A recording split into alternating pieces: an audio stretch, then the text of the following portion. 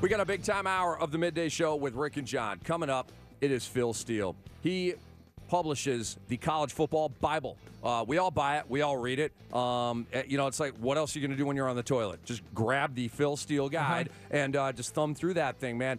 Coming up next, Grant McCauley. We're talking Braves. We're talking Camargo. And our college football cheat sheet at 11:40. Name one team from each conference that will do better than you think. Are we doing worse than you think as well, or is that we'll tomorrow? Just do better. We'll do worse. Well, you're out tomorrow, so I am. I'm back on Friday around. From the Fan in New York City, 345 Hudson Street. Are you going to hang out with Mike Francesa? No. Is he still up there with the Fan? Yeah, he's back doing afternoons. Is he back? Is he really? So as soon as you're done, Mike Francesa will be coming in yelling at people. Pardon me. Is he going to be coming into the Boomer Esiason where they shoot the Boomer and Carton show? I don't think so. Because they have me literally, like where Preacher Man and MO are, behind the glass, sort of on that board. That's where I sit and broadcast our show on Friday, and I'm looking right at Boomer's set and all that. I may get a little drive-by, hey, hello, with Boomer Esiason. Big-time dear friend of our show and this radio station. We love Boomer Esiason. Grab him and stick a headphone on him if he wants to come on and talk to him. Grab Mike Francesa while you're at it. See if he grabs you back. I don't know if I want to create some drama up there like that. I think you could take Mike Francesa. Wow, Francesa's back, huh? Rasputin. Oh, yeah, making like $5 million a year. Mm-hmm. Yeah. Because, boy, they're creatures of habit up there. They are creatures of habit. Whatever they put together as their new afternoon show didn't really go over. It's because they're creatures of habit. Yeah. And everybody went, bing, I'm turning on the Fan. Where the hell is Mike Francesa? Where is the slow delivery and nonstop Yankee talk? Yeah. I demand nonstop Yankee talk. Why not? They're in first place. How many games y'all over Boston? I don't know. I don't really look at the stand. I just know they might not even. Are you kidding me? Nah, whatever. They win. You're killing me. This is Yankees Red Sox tooth and nail pennant race all year long to not be in the wild card game. It's June. They'll be fine. You want to be in the wild card game, John? It doesn't matter. Your flippant attitude is going to get you in that wild card game, John. Well, no, they won't be in that wild card game. They'll be in the. Maybe they would be. You know what I'm saying? Yeah. Division winners, John. Division winners get the coffee. Okay? Closers get the coffee, John. That's fine. They got the best closer in baseball right now in Aroldis Chapman. And they're a game up. Let's head out right now on the waitforward.com hotline. He's got the best magazine in the business, bar none, year after year. Phil Steele joins us now on the waitforward.com hotline. Phil, how you doing this morning? I am doing great. How about you gentlemen this morning? Awesome, Phil. It's draft eve, man. NBA draft eve, so I'm excited. But we're always excited to talk college football down here in the Mecca in the South. So I want to know how high you are on Georgia coming in. Are you worried about the turnover and maybe, Georgia falling back to the pack a little bit? Like, do you see two losses, in their first 12 games where they can't realize their goals? Or are you bullish on Georgia that they will go to the SEC championship game and maybe even go to the playoff? Yeah, I think if you're looking for concerns for this year's Georgia team, it's that the defense is not as experienced as last year. Remember, last year they had 10 returning starters. This year they have just 5. Overall, last year they had clearly a top 5 defense. This year I actually ranked them number 16 on defense, which is very good, but not quite up to last year's standards. But they're still solid at every single level there. And, I thought last year the big improvement for Georgia came on the offensive line. If you watch them in 2016, you thought it was a rather pedestrian group. They got a lot better last year. And that offensive line, I rate number 2 in the country. So despite losing running backs Chubb and Michelle, I think DeAndre Swift's going to step in and do well. They've got an experienced quarterback now, which is something they really didn't have from last year. And the receiving core looks solid. Special teams, I rate number 8 in the country, so this is a very good Georgia team. The landmines on the schedule, week 2 at South Carolina.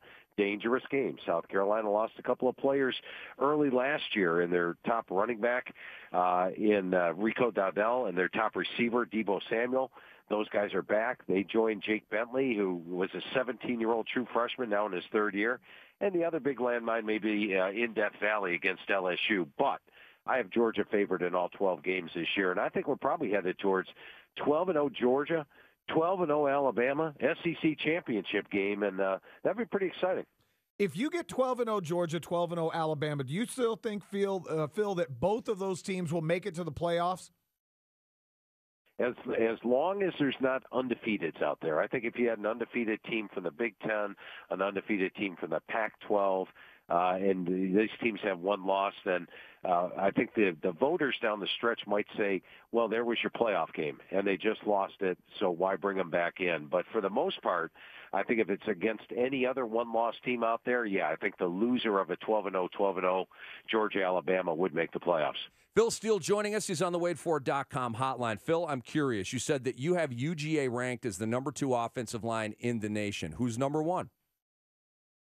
Wisconsin Badgers. And, you look at Wisconsin, they produced basically a 2,000-yard rusher last year. They're loaded with guys that are going to be off to the NFL pretty shortly. They've got the entire offensive line back from last year. And these are some big boys. So I've got Wisconsin as my number 1 rated offensive line. Phil Steele, our guest right now on the WadeFord.com hotline, Sports Radio 92.9. The Game. All right, Phil, if Georgia's 12-0, who could be their biggest competition in the SEC East? I think that the two teams, number 1, South Carolina. Like I said, South Carolina is going to be a dangerous game 2 game for them. And then a team which I think is going to be the most improved in the country is Florida this year. Now, I'm not picking Florida to win the East. I'm thinking they could probably get from 4 wins maybe to 9 or 10 this year. But let's take a look at the Florida situation. Last year, prior to the season, 10 suspended players, top rusher, top wide receiver, bunch of players on the defensive and offensive lines. Then they lose a whole bunch of players to injury. At one point last year, they were down 28 scholarship players. They had the coaching thing going on with McElwain. They had the internet coaching, all that stuff going on last year. And this year, they've got 19 returning starters coming back. Plus, their head coach, Dan Mullen, is a guy who at Mississippi State almost every year did better than I expected, which to me is a sign of a good coach. And they get back also a guy like Jordan Scarlett, who was their top rusher in 16, suspended last year. He's not even included in the 19. So it's a very experienced Florida team. I'm not saying they're going to give Georgia a great game in Jacksonville. I think South Carolina's going to be the toughest test.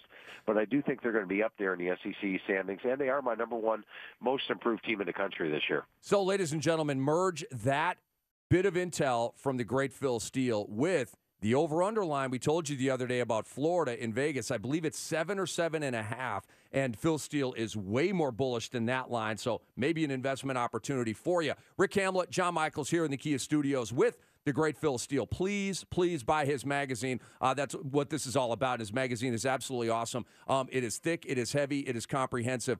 Do you see Jimbo Fisher having the same effect on Texas A&M as Dan Mullen you think will have on Florida? I think he's going to have an impact with them this year for sure. And talking to Jimbo this spring and going over the team with them, he likes the talent he inherited. I mean, he's got 2 capable quarterbacks in Starkel and Mond. Travion Williams is a dynamic running back. Osborne, I think, is going to do extremely well at receiver. And then you go to the offensive line. Once again, a solid unit. He thinks 3 or 4 of the guys have NFL potential up front on the offensive line. Defensively, the D-line looks solid. In fact, I rate their defensive line number 25 in the country, linebackers number 12, DBs number 35. They're one of 9 teams that rank in my top units in all 8 position categories. Now, schedule doesn't help these guys out. Clemson, at Alabama in the first 4 games. They also have to play at South Carolina, at Mississippi State, at Auburn. But I think they're going to surprise and probably go from that 7-win total, not as big a jump as Florida, but from 7 wins to the potential of 9 or 10. I think Jimbo will have a very successful year. Phil, we'll go from the SEC over to the ACC. We'll start with the team locally here. Georgia Tech misses a bowl game a year ago at 5-6. Justin Thomas back at quarterback. A lot of the skill position guys. Can Paul Johnson surprise and get Georgia Tech back, to 8 or 9 wins? It seems like he does that every time they have a losing year, doesn't it? They Pretty bounce much, back yeah. and get 8 wins. They bounce back and get 9 wins. The expectation levels there. When I talked to Coach Johnson this spring, I like what I heard. I mean, you look at the talent. Taquan Marshall at the quarterback spot. Almost everybody back at running back. Defensively, they're going to be stronger up front in the defensive front 7. And then I took a little glance at that schedule. That is one of the more brutal schedules in the country. I read it at number 14. They have to play South Florida on the road. The Pitt game on the road is tough because now Narduzzi can do well against the option. Then Clemson at home, at Louisville, at Virginia Tech, at a much improved North Carolina as well, at Georgia at the end of the year. There's a reason Georgia Tech is their win total in Vegas right now is 5.5, and I got to think that Paul Johnson though probably surpasses that. I think they get to a bowl game this year. Interesting. Phil Steele making us a lot wiser about college football, joining Rick and John here. And I want to keep it in the SEC, Phil, and ask you about Mississippi State. Are you feeling the Bulldogs with their new head coach? And do you think Nick Fitzgerald is going to be back and healthy and full Nick Fitzgerald this year? I think he will be, and if not early, I like what I saw at Keaton Thompson last year. I think he proved well in the bowl game, and so I think they're okay at the quarterback position. I'll tell you this: if Dan Mullen was still there as the head coach, I probably would have picked Mississippi State second in the West this year because they are so loaded with experience. They've got my number 11 offense, number 11 defense. They rank in my top units in all 8 position categories. They're the 5th most experienced team in the country. And, you look at that defensive line, Montez Sweat, Jeffrey Simmons, Braxton Hoyt, they are loaded there. So this is a very good Mississippi State team. I wonder what the coaching change is going to do a little bit, though. And if you look at the key game for me determining who's in the West, it was the Auburn game. They get that game at home, but the last 2 years, they've been blown out by Auburn by 24 points and 39 points, and I think Auburn might just get that one. So I picked Mississippi State 3rd in the West this year, which is higher than I've ever picked them. And the coaching change is probably my biggest question mark. Not that I doubt Moorhead, but generally when a new head coach comes in, there's a little bit of a learning curve. Well, speaking of new coaches, Willie Taggart down at Florida State. Florida State loses Jimbo Fisher, a 7-6 year ago, losing DeAndre Francois. Do the Seminoles bounce back, or is this going to be a slow build for Coach Taggart? When I talked to Coach Taggart this spring, he is another coach that really likes when he inherited. And I'll tell you, a lot of coaches, when they're a first-year head coach, they'll be like, I don't know about this guy, I don't know about this guy, I don't know. But he likes what he's got. And look at the quarterback position. You got DeAndre Francois, James Blackman, both back at QB. And last year I thought their season went south when Francois went down with an injury against Bama in the opener. Look at that running back core. Cam Akers, Jock Patrick, and watch Kalen LeBourne. He's a redshirt freshman that Taggart's really high on. He could become a big-time back this year as well. The receiving core is solid. Offensive line has been sort of like, remember Georgia 2 years ago? The offensive line was adequate, and then they made a big jump. I think Florida State's offensive line makes a big jump. Taggart really likes those guys up front. Defensively, they've got talent throughout. Florida State underachieved last year. This is another one. If you're looking for over-unders at the start of the year, I believe Florida State's over-under is something like 7.5. I'm buying over big time on Florida State. In fact, I'm going to get the popcorn ready for their home game against Clemson. Remember last year, their 6-6 team during the regular season went into Death Valley, was down 3 points, had the ball with 6 minutes left in Clemson's side of the field. They ended up losing by 17, but I think Florida State's going to make some noise this year. Phil, we absolutely love having you on, man. Just eating up this information. Phil Steele, please buy his magazine. He's on with Rick and John right now. Phil, I want to talk with you about a one-loss SEC championship game loser. Let's play this scenario out. Georgia goes 12-0, loses to Bama in the SEC championship game. You have a one-loss Big 12 champion. You have a one-loss Pac-12 champion. Does the one-loss SEC loser go to the playoff over a one-loss winner in the Big 12 and the Pac-12, or in the Big 12 and the Pac-12? I would say definitely, especially if, let's say, Washington wins the Pac-12 and their one loss is to Auburn. Then I say definitely that would be a convincing argument. The Big 12 champ, I would say probably as well, because you're looking at a team whose only loss on the season would be to Alabama, the defending champ, or Alabama's only loss to Georgia. Then it's a slam dunk. You got to put Alabama back in the playoffs. So as long as it's one-loss teams out there, I would say yes, Georgia gets in at that point. Bill, two teams that had or Alabama, either one.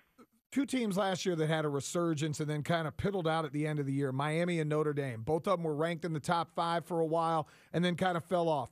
Who has the better chance this year of repeating and getting back towards the top 5? I think both have an opportunity. Miami's going to be ranked in the top 5 at the start of the year. And when you look at Miami, all you have to do is look at their defensive side of the ball. They have got my number 14 D-line, number 7 linebackers, number 9 DBs. They've got a quarterback back with experience. They got Travis Homer, running back. And when you factor in their schedule, they play LSU, but their other road games are Toledo, Virginia, Boston College, Georgia Tech, VT. They're probably going to be favored in almost all of their games this year. And if that's the case, could set up that big rematch with Clemson. Now, the other team you touched on, Notre Dame, they're sort of under the radar, very much under the radar. In fact, they won't be in the top 10 anywhere. Nobody's really talking about them as a national title chance or anything like that, but I am. They're my number one surprise team in the country this year, which is a non-top 10 team that I think has a chance of making the playoffs. And here's why. The Irish last year were my number one most improved team, and as you pointed out, they got to number 3 late in the season before losing a couple of games. But this year they got 9 starters back on defense. Offensively, Winbush is back at QB. I like the running back core, and the offensive line looks solid. And then factor in the schedule. Their road games are against Wake Forest, Virginia Tech, Northwestern, and USC. Tough road games, but none of them unwinnable. So if they take care of business at home, which is Michigan, Stanford, Florida State, then all of a sudden the Irish have that chance of being 12-0. And boy, wouldn't that cloud up the playoff picture at the end of the year if the Irish come in at 12-0. So my number one surprise team, a non-top 10 team that I think has a chance of making the playoffs. Hey, Phil, we're running short on time. They're telling us to go here. Just a yes-no answer. Does Harbaugh finally beat Meyer and or D'Antonio this year? Yes or no? Yes. Okay. He's feeling Harbs. He's feeling the khakis, John Michaels. Phil, we appreciate it, man. Thanks for joining us.